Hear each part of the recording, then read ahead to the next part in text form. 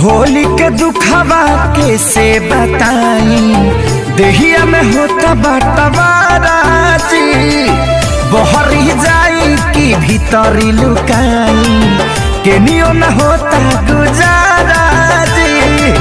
माई रे माई ना छोड़ा सा दोनों भाई, चोली रंगा गइल पानी में, हमर सैया जी डालस पलानी में, छोटका देवर हो छोटका देवर दलानी में, हमर सैया जी डालस पलानी में, छोटका देवर दलानी में। साहिजा गए साथी साहिजा, होली भटवरे साहिजा।